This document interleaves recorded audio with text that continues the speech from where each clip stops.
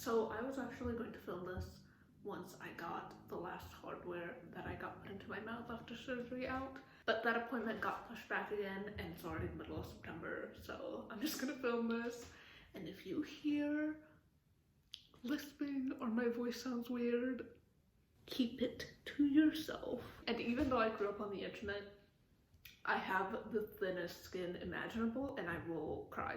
So I've been gone for a minute. I was a little busy over the past few years because I was in grad school, and throughout it I was busy writing but also reading primarily non-fiction art history books and also having a complete and total mental breakdown. This was the first summer in really the past 2 years that I had like nothing to do with school. This was a great opportunity. It's just me and my TBR all summer to make a sizable dent in it, which I didn't do. So I'm going to give a really quick rundown of all the books I've read this summer, starting with the ones I liked most, and then gradually going down and hopefully not getting too sidetracked because I do love to rant about books. First up on my list, I have Foundryside by Robert Jackson Bennett. I read this book a couple of years ago for a book club and just absolutely fell in love with it. And then, you know, life happened, and by life I mean grad school, so I never got around to finishing the trilogy,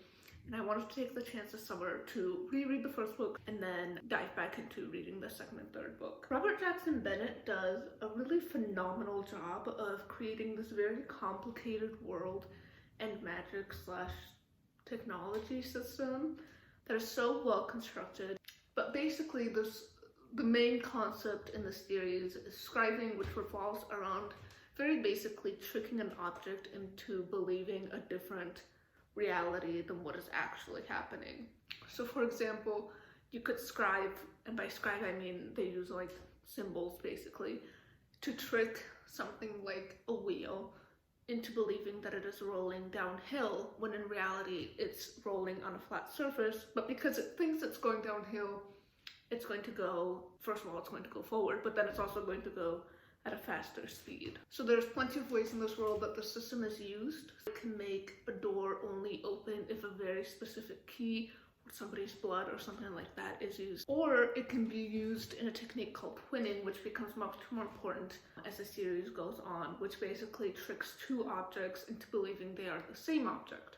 So for example, if you have a wax tablet that's twinned to another wax tablet, if you write in one tablet, then the other one will automatically create the same markings. So in Foundryside, Bennett is able to introduce us to this world, and I think he does such a good job of it because even though it's quite a complex world building that he needs to integrate into his story, he does it without basically ever info dumping or grinding the plot to a halt to explain how scribing works. One of my favorite elements of this series is the found family trope, which I'm a sucker for in general, but it's done so well here. Early on, I could not see this group of characters becoming so closely linked. I did not foresee this as becoming a found family type situation. All of these characters are very different, but at the same time play off of each other very well. When I was rereading it, I was surprised by how much Bennett was able to fit into a single book, but he is able to do it without making the story feel rushed or without making any event feel not as developed as it could have been. I will talk about the second and third book in a minute, but going down a scale of how much I enjoyed the books, I wanted to move on to the Monstress graphic novel series by Marjorie Liu and Sana Takeda, who is the illustrator, which I reread in its entirety this summer because I finally got my hands on the 7th volume, and I take absolutely any excuse to reread this series because it is just phenomenal. Even rereading it, having read it so many times, I cannot tell you a single legitimate flaw. Everything from the storytelling to the illustration to the character is done so well. Marjorie Liu has been able to create such a gripping world and story, and Sana Takeda's illustrations are out of this world because not only is her style perfect for the tone of this story, but with every single frame, she blows it out of the park. Both the story and the art do a great job telling this very dark story set in a very dark world. So we're kind of post this devastating war and kind of about to enter a new one. So tensions are high and morale is low. But at the same time, these cute and funny moments do not take away from the overall tone of the story. I love dark fantasy, and I find a lot of dark fantasy authors try and fail to inject that humor, whether it's like crass humor or cutesy humor, trying to make the dark moments more impactful by making us love or care for the characters by making them funny or cute or whatever. But if not done well, this can absolutely ruin the tone of a story or make light of very serious or very traumatic events. But I really have to give it to Marjorie Liu and Sana Takeda because they do such a good job. Up next, I read the Hat Atelier series. I read the first 4 volumes of the manga, and I absolutely kicked myself when I started because I waited way too long to start the series. I'd seen people talk about it everywhere, and I just waited years to pick it up. I just recently bought 4 more volumes, and I'm waiting for them to arrive, and as soon as I do, I'm just gonna absolutely devour them, I'm sure, because they are impossible to put down.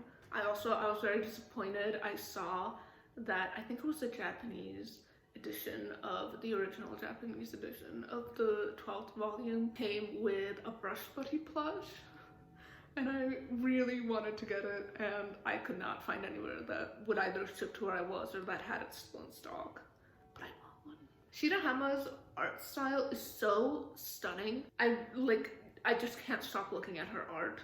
Everything from the character designs to the fashion, even the way magic is visualized is just beautiful. I love the idea that anyone can do magic if they have the sigils, but this ability has been kept hidden by witches to control who can and can't do magic and what kind of magic can be done. I'm also really enjoying that we're getting that sort of mini episodic short stories, short episodes, where we get to explore the characters' interactions. It's been a while since I've read any manga or watched any anime, so I feel like I've stepped away from this mode of storytelling for a while, and this was a really nice way to get back into it. And then even within all of these mini episodes, we have this sort of big bad lurking in the background, which I haven't yet figured out much about because I'm only on volume 4, but you better believe when those next 4 volumes show up on my doorstep, I'm diving right back into it. Finally, I took so long to finish this book, but I finally finished Nona the Ninth. I started reading it during winter break, but by the time the semester started again, I just immediately got way too busy and mentally ill to finish it. But finally, once the school year was over and I had officially graduated, this was one of the first books I picked up because I just absolutely needed to finish it. One of the things I think really speaks to Tamsin Muir's just out of this world writing skills is that in every single book in this series, we've gotten such a different narrator with such a different tone. And first of all of these books are very clearly within the same series. So even though they're so different in tone, they still fit together really well. But also, she's able to pull off all of these different narrators so well. She absolutely is not one of those writers that gets like stuck within a specific type. She is able to honestly do it all. I remember when I got the hardcover for Nona the Ninth, I saw that on the cover, and I don't have it now, so I can't check who said this, I completely forgot. But on the cover there was a review from someone that said, "You will love Nona and Nona loves you." And if that isn't the best way of describing this book, Nona is just a fantastically intelligent addition to the series. There's this dystopian-esque atmosphere to the whole book, and at the same time that is contrasted with Nona's sort of naive and very happy personality and her undying love for the people around her. And without spoiling anything, it's also really fun, as with all of the books in the Locklands series, to try to unravel the mystery as it's unfolding, both the larger mystery of what the heck is going on, but also just what is happening in the book. With all of the mind swapping and body melding stuff that happens in this series, again, not giving anything away, it's sometimes hard to like figure out who is who, who's in whose head. Miura's world building is so complex and deep, and while books with such an intricate world building and lore can feel like a bit of a chore sometimes, it's actually really fun in this series to try and take all of the little clues that we're getting from all of our reliable to unreliable narrators, depending on which book we're reading, and try and put it all together and figure out what on earth is actually going on. Miura really, she just shoves us off a cliff, but it's only so that we can learn how to fly. So I took a long break between reading as much as I could in May and then reading as much as I could in August, with really very little in between, and that's because I got a pretty intense jaw surgery, which I've been waiting for years, so I was excited for it to finally happen, but at the same time, it put me out of commission for way longer than I expected. And while I initially thought that the recovery time would be a great period for me to just lay in bed and read and catch up on my TBR, it actually ended up being a living hell. I was in so much pain 24/7 that I couldn't even think, like hear my own thoughts, let alone read a book. But I thought that a great way to get back into reading, to get out of this reading slump post-surgery, would be to pick up a book that I have been excited for so long, since the moment it was announced, and that's The Sun and the Star by Rick Riordan and Marco Shiro. So one thing you should know about me is that I grew up with Percy Jackson. Not like I loved to read them growing up, but I did. But also that as I was growing up, the books were being published and I was literally aging with the characters. I was like in that perfect age range where all of the books lined up with where I was in life. So I was sort of in end of elementary and middle school when the original Percy Jackson series came out. When Heroes of Olympus came out, I was in high school. Blood of Olympus came out when I was in my first year of college. So, you know, for example, when Percy was talking to Annabeth about like, where are we gonna go to college? And I was like, I'm going to college right now. I remember how agonizing it was as a kid whenever a new book came out and my brother and I would read it within like the first 24 hours that it was out, and then we had to wait a whole other year before we got to figure out what happens next. And anytime a new book would come out, we would then reread the entire series, except I would always skip The Lost Hero because that is the worst book in the entire series. But that's a rant for another day. Second thing you should know is that I was a really sad, really lonely Italian kid living in the US. So when I got to Titan's Curse, I started reading the series right before Battle of the Labyrinth came out. So I originally read the box set with the first 3 books, and suddenly there was this little sad, lonely Italian kid living in the US, and I latched on to Nico so hard, which obviously my experiences were not as extreme as his, but I felt the kindred spirit. And then I went to high school, and suddenly I started to question my sexuality, and I was very much not okay with it. I really struggled with it at first. Took me years and years before I was comfortable coming out. I didn't come out until I was 23. By the time I was 16-ish, junior year, it became very much impossible for me to deny, even though I'd been trying to like bat it aside and forget it was happening for as long as possible. And I developed this like massive crush on this girl in my grade who was working in the school library. And then, you know, there were other reasons I won't get into, but the point of the matter is that I really struggled with accepting my sexuality. It was kind of a point of massive stress for me that I kept hidden from everyone else. It was just something that I tortured myself with completely alone. So with all of that being said, I'm sure any of you who've read the series can tell why that specific chapter in House of Hades was so emotionally devastating for me. But I remember this always stuck with me because it was the first time in my life I was crying so much that I had to put down the book because I physically could not keep reading it. So you can probably tell that Nico was a very important character for me growing up, and honestly still to this day. So when I saw that there was a book coming out that was about him and Will, over the moon, you guys. Now that I've wasted all of your time with this definitely very interesting backstory, let's actually get into the novel. I loved getting to see Nico happy in a loving relationship. As I said, It's very important to me personally. Although, in addition to this, throughout the novel, we also get to see Nico and Will exploring some of the complexities and issues in the relationship, which I thought was really lovely to see. I would be lying if I said I wasn't emotionally devastated from the very first page, which hit me like a semi. This book has some of that same lighthearted humor and tone that we have grown to love from all Percy Jackson books, which I'm calling Percy Jackson books. I think they're technically called the Camp Half-Blood Chronicles or whatever, but they're just Percy Jackson books to me. My one complaint was that the whole book felt quite rushed. And I think partly it was because of the scale of the enemy and the length of the book. As is the case with most media, as a series progresses, the enemies have to keep getting bigger and the stakes have to be getting higher in order for readers to stay invested, to stay interested. So we see Percy and the gang beat Kronos in the first 5 books. And then in Heroes of Olympus, they have to go up against an even bigger power. And who's bigger than Kronos, King of the Titans? Well, then we have to go to one of the primordial deities. We have to go to Gaia. So by the time we get to this book, we've already seen 3 characters go through Tartar. So we know Nico's gone through it, at least in part.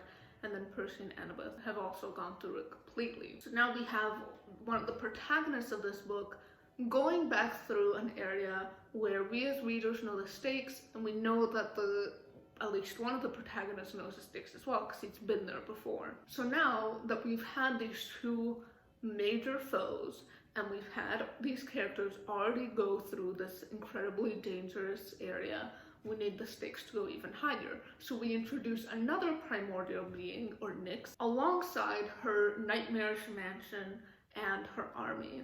However, unlike with Kronos and Gaia and all of their allies and sidekicks, we do not have 5 books to build up this major enemy, reveal who the enemy actually is, and defeat them. We have 1 book to do all of that in. It's almost as if, imagine we had Percy losing his memory, learning that Gaia was the big bad, and then defeating the giants, and defeating Gaia, and all of her armies, all in 1 book. I think this is where this book falls short, but because the book felt so rushed, the victory felt very empty.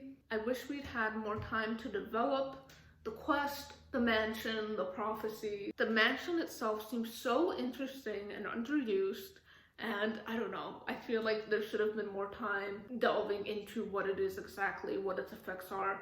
Up until now, all of the enemies that the whole gang has met and defeated within a single book have been the sort of minions, except in this one, it's not, you know, one of, I don't know, I'm always going back to the giants, but one of the giants that's holding Nico captive. It's Nyx, who is sort of on par with Gaia, but she's treated as the giants, if that makes sense. But to be honest, even with this issue that sort of took me out of the story a little bit, especially towards the ending, I still really enjoyed this book because more than anything, I just wanted to see Nico happy and facing his demons, because when he heals, I heal. The last book I have for my 5 stars is also the last book I read this summer, and that's Locklands by Robert Jackson Bennett. This is the final book in the Founders trilogy, and what a way to wrap up my vacation than to get absolutely emotionally devastated by 2 of my favorite lesbians. Locklands was a great turn of pace from Shorefall, which is the second book that I'll talk about in a second, specifically in terms of pacing.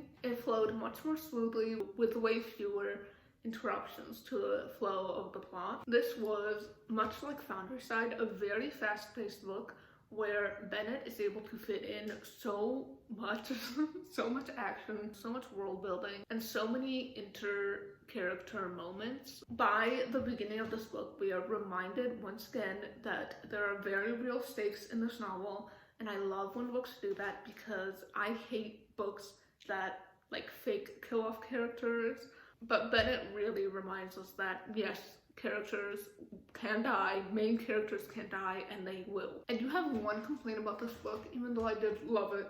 The epilogue was beautiful, but it felt rushed to me, and I don't want to spoil anything, but to just state my point, it feels very empty when we lose a character in the second to last chapter when we were literally at 98%.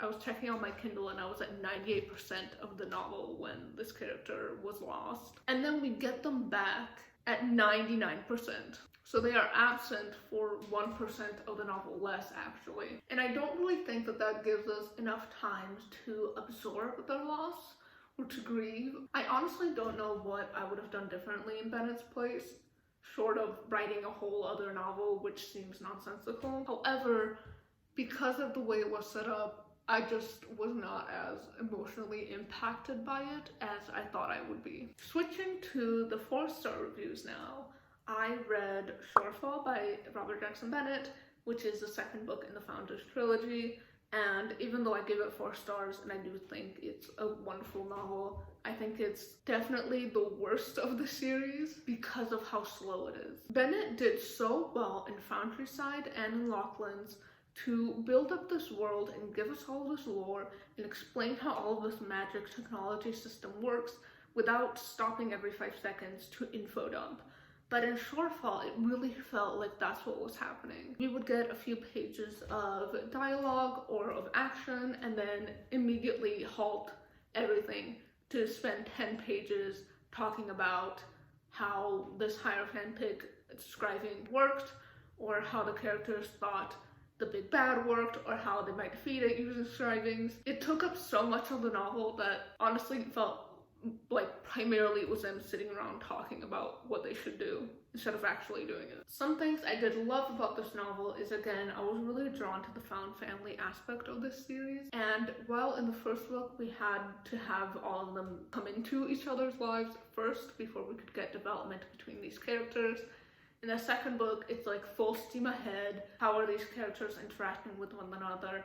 How are they growing off one another? I actually really loved seeing Orsa and Berenice's relationship, and especially seeing Berenice grow from being the student to being Orsa's equal, and according to him, perhaps even surpassing him. Although I did cry at the ending, so mission accomplished.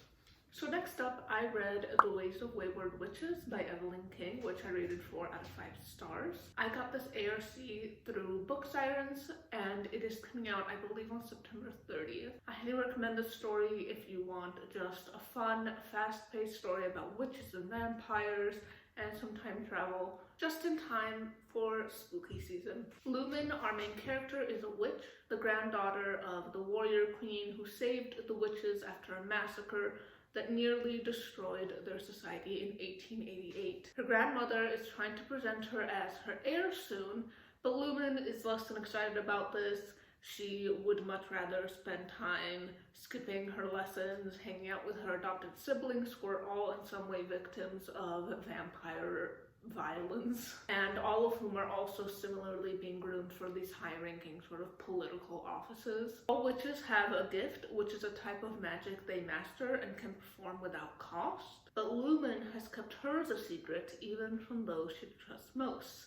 And I won't tell you what it is, because it's a very fun journey as a reader trying to figure out what's going on with Lumen's gift. While trying to enjoy one of her final nights of freedom, Lumen stumbles into something unexpected, let's say, and is transported back in time to just before the Blood Massacre as these vampire sources begin to rise in power. So she's stuck in another time period. Lumen is forced to team up with some unlikely allies in order to attempt to aid her grandmother, but along the way she will discover betrayal and find out that history is not quite what she's been taught. Everything about this book was really enjoyable. The characters were really fun.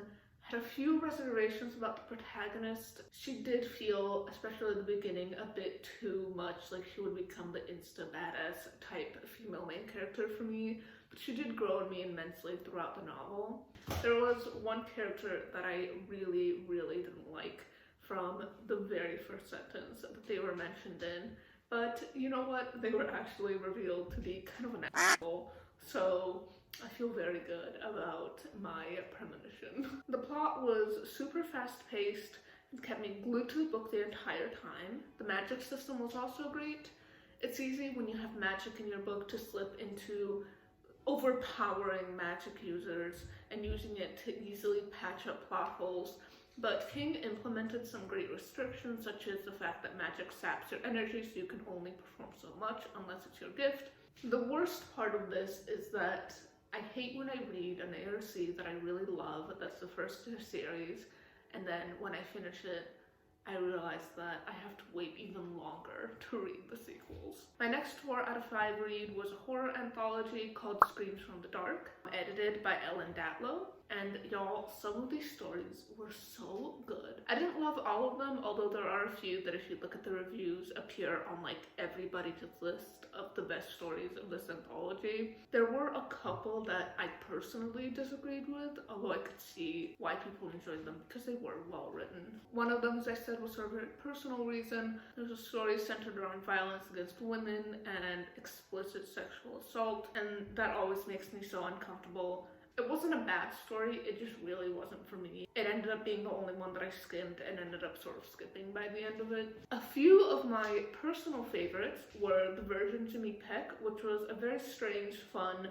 body horror, absurdist comedy story of a cult, an eldritch horror, and a guy who is in way over his head, but is surprisingly taking it all in stride. I also loved What is Love But the Quiet Moments After Dinner, which told the unconventional love story of a serial killer and a monster hiding behind a plain human exterior. You Have What I Need is another really good story about a vampire virus unfolding in a hospital emergency room, so we're getting the very first moments of this outbreak. The last one I'll talk about that really stuck with me is Wet Red Grin, which explores the story of a woman working in a retirement home faced with a body-snatching demonic entity. I didn't think every story in this anthology was a full 10 out of 10, but this was definitely a quality anthology for fans of horror, and I do highly recommend it. Next up, I have another graphic novel. This one is from the Mighty Nein Origin series, and it was finally time for me to read the one about Nott Brave.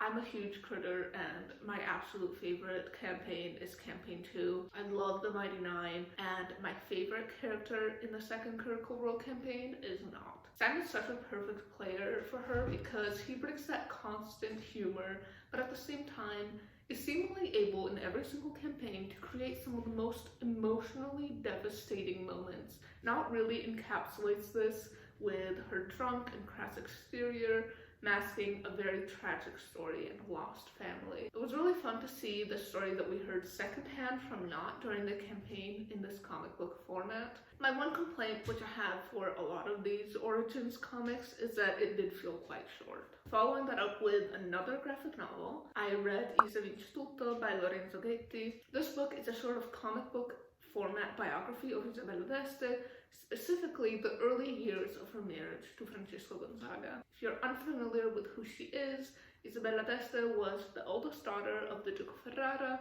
born in 1474. She then married the Marquis of Mantova, Francisco Gonzaga, and throughout her life became one of the most important patrons of art in the Italian Renaissance. She has also been dubbed the First Lady of the Renaissance. It's a very cute first look at this very important Renaissance patron. Between each mini chapter, we also get about a paragraph providing more historical background and explaining the importance of that particular episode, or maybe the art that we see in the background. If you know someone younger that you want to introduce to this figure, or if you're just interested in a very lighthearted retelling of Isabella's early life, this is definitely a good choice. Unfortunately, right now at least, I believe it is only available in Italian. So surprisingly this summer, I did not have any 3-star reads. So everything was either on one end of the spectrum or another. The first book on my 2-star list is Little Fires Everywhere by Celeste Ng, which was quite a surprise for me at least. This was one of the first books I picked up after all of my work for grad school was done. I read it as a sort of reward. I had been looking forward to it for quite a while. I had heard so much hype about this book and the TV series based on it, which stars and was produced by Reese Witherspoon.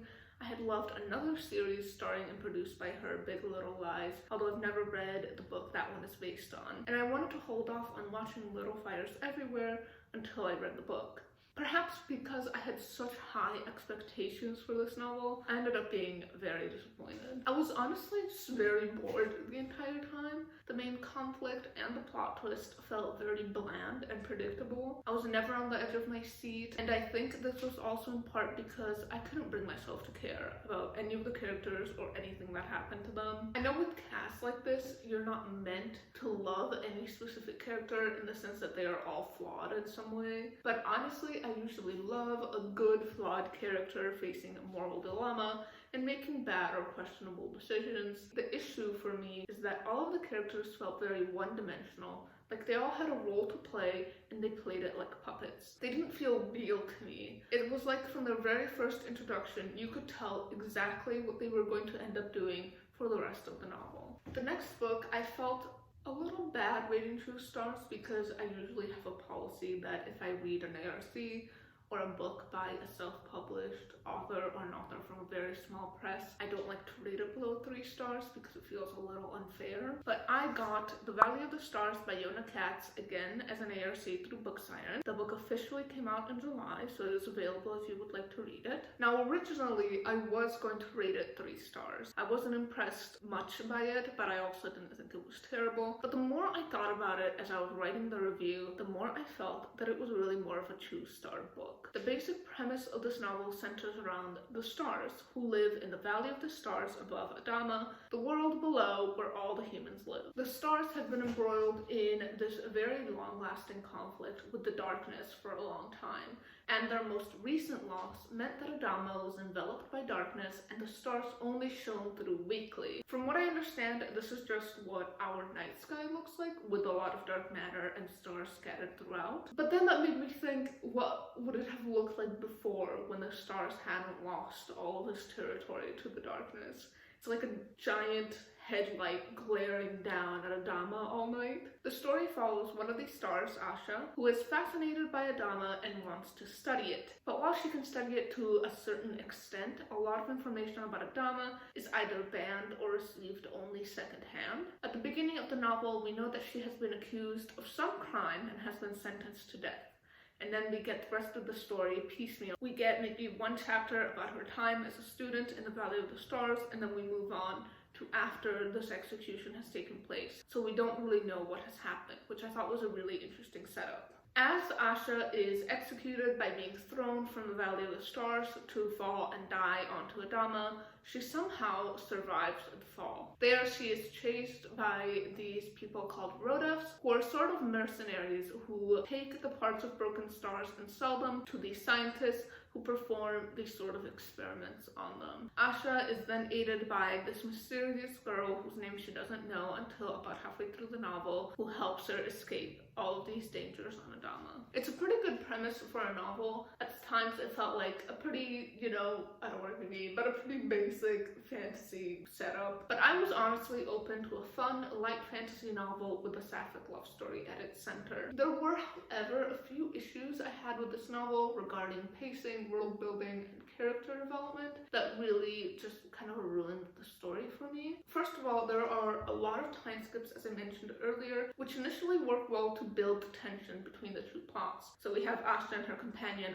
Adama, and a younger Asha in school in the Valley of the Stars. Since we know that she is destined to be sentenced to death, it was interesting to see her youth and wonder where things went wrong, seeing as she was the sort of perfect student. But within the Valley of the Stars timeline, we also have a lot of very frequent and very inconsistent time skips. Asha grows up really fast, and we are consistently told that she is a great student, that she's building this very close friendship with one of her classmates, that she is developing all of this knowledge and interest in Adama, but we are really just told this through the narration. We never get to see it happen. Asha herself was a pretty hard protagonist who, she teeters precariously between the Mary Sue stellar student with a superiority complex and deadly martial arts skills, and a naive girl who struggles to function without her travel partner there to help her in every way. She's very much one of those not like other girls characters, which by now, it's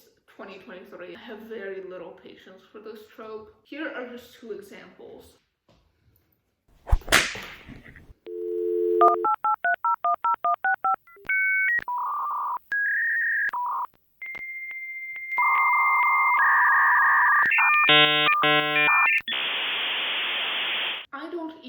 a dress. Unlike other students, she spent her entire small stipend on scrolls. Lena and the other girls bought dresses and trinkets with their allowances. As an outstanding student with excellent information processing abilities, Asha's brain was still strained as she tried to absorb what she had observed outside the cave. That last one is an example of something we are told constantly throughout the novel. The author never misses a chance to make sure we know that Asha is just the most gifted honor roll student imaginable. I'm not kidding, like I wish I had marked all of these examples to be able to quantify how many times we're told she's the smartest cookie in the Valley of the Stars, but it would have been basically like every other page. In situations where honestly, we don't need to know that. For example, there will be an instance where she's struggling to understand something or she's surprised by something, but we have to be told, don't worry, she's surprised or she's struggling, but she's still the smartest person you could imagine. Another major issue for me was the two plots trying to coexist in the same novel. The first is Asha's involvement in the group of students who is interested in learning about forbidden subjects, and that sort of engages with this activist slash terrorist group. This is what eventually gets her sentenced to death. Spoilers, by the way. But the way it was set up was so insane and just silly that I could not take it seriously. So basically what happens is Asha is studying in the school library and just overhears a group of students a few tables down just casually chatting about illicit topics. They keep on telling us that they are super secretive and exclusive, but then as soon as Asha is like, can I join? They just immediately let her. Again, another example of us being told one thing, but then shown another. This then introduces another set of characters who literally do not matter. Asha is soon tasked with befriending the school librarian. This was her idea, obviously, because literally within 30 seconds of joining this group, she has an answer to one of their biggest issues in trying to gain information. And the librarian eventually gives her access to different parts of the library as she begins to work with him. Once again, we are told about their growing relationship rather than seeing it form organically or witnessing Asha proving herself to her boss. And don't worry, we are once again reminded of how academically gifted Asha is throughout her process of making the librarian like her. When she manages to get into the room that holds like the most secret document requested by this agent who had been sort of working with this club, she is caught by the extremely fortuitous appearance of a high-ranking government figure, and both her and her boss are arrested. Now here we actually get another big plot hole that I took issue with, and that's that during Asha's trial, her bestie, Lena, who is the girl that we've been told is kind of the only one that she has formed any strong bond with, sneaks in Asha's dagger and manages somehow to hand it to her. Earlier on, we're told that all students, when they reach a certain year in school, are given a personalized dagger. This is odd to me for two reasons. First of all, they're in this very public, very serious trial where somebody has just been sentenced to death, and Lena, who is this teenager, is able to sneak in a weapon and hand it to the person who has just been convicted of actual treason. Also, while the dagger did come in handy for Asha during her misadventures on Adama, there is absolutely no way that Lena would have known this, because Asha and everybody else who has been sentenced to death is thrown off the Valley of the Stars with the express belief that they will die when they land. The fact that Asha survives is like this insane turn of events. So as far as anyone knew, Asha was going to die. So what was Lena's motivation for going to the trouble of giving Asha back her dagger, knowing that she could also get into very serious trouble for this, and the dagger like wouldn't do anything for Asha at that point? I guess it could have been sentimental purposes, but we're gonna sneak a dagger into the Supreme Court for sentimental reasons. Now, when Asha is thrown from the Valley of the Stars, all of this development, plot, characters that we've met just stop mattering. Her goals there were never really that clearly defined, with the primary goal, I guess, being tied to this stupid group. So basically her desire was aligned with those who wanted to learn more about Dhamma but also bridge the gap, I guess, between the stars and the darkness that they've been fighting. But after the fall, we get completely new characters, new plot, new consequences. The goals change completely. So now Asha's main concern is escaping the Rodas and also help this new friend that she's found find her missing brother. It almost feels like two completely different books. It goes from being this almost politically charged, looming war fantasy to a mystery adventure where they need to figure out what happened to this girl's brother and infiltrate a secret organization. Oh, and also there was this focus on smells that I found a little strange. On the one hand, we are told that on the Valley of the Stars, there really is no color, no taste, no smells, and so on. So this is an interesting setup because how would then a star react to the vibrant world of Adama? Not just because of smells and tastes of the food, but also the sense of the forest, the colors of the world around her. And Asha does react to these new stimuli, but we're basically just told, like, she smelled something. But what? Like, what did she smell? We never get a description of the scent.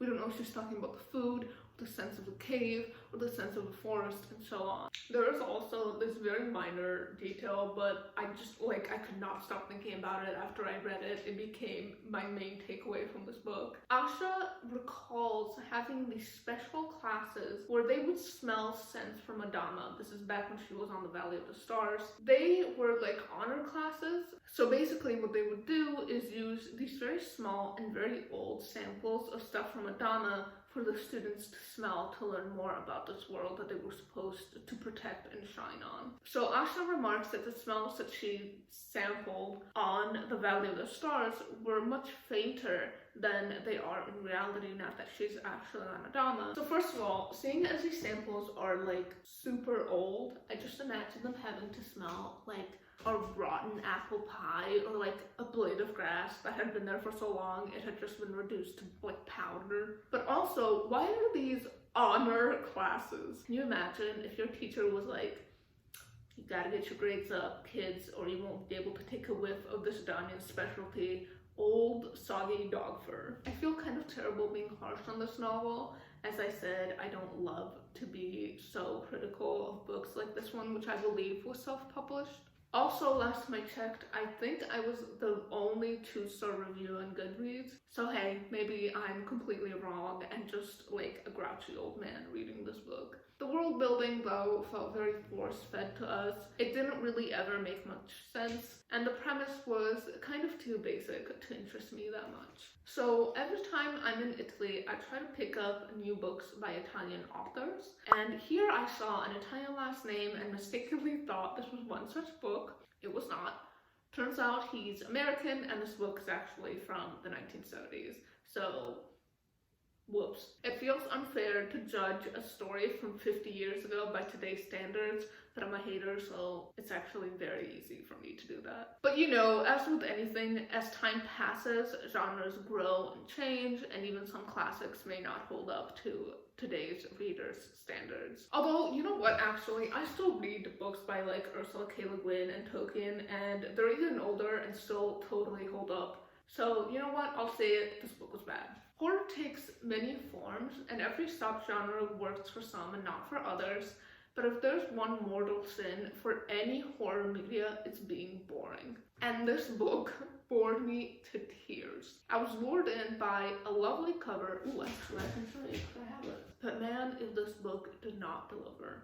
Oh, also look at those red pages. It's such a waste. The basic premise is that a family leaves the heat of New York to find refuge in a house in the country. They find a huge mansion and rent it for the summer, even though the husband believes that it's way too good to be true. The more time they spend there, the more things seem to go wrong. This seemed to appear a bit disproportionately. For example, the wife is just like not really turned on by her husband anymore, and she clings like obsessively, and the dad tries to drown their young child in the pool. The characters were all so boring at best and annoying most of the time. The story dragged on and the final twist was so predictable and overdone. Again, I don't really know at what point in the development of the evil house subgenre we were back in the 70s, but I do know that by the time I was reading it, it had been done to exhaustion. So that is every book I read over the summer. I do wish that I had picked up more books in my TBR, but hey, when you get your face split open, you can only do so much. I do have several more videos planned, so stay tuned if you're interested. Spoiler alert, there's going to be several rants because that is just where all of my energy goes.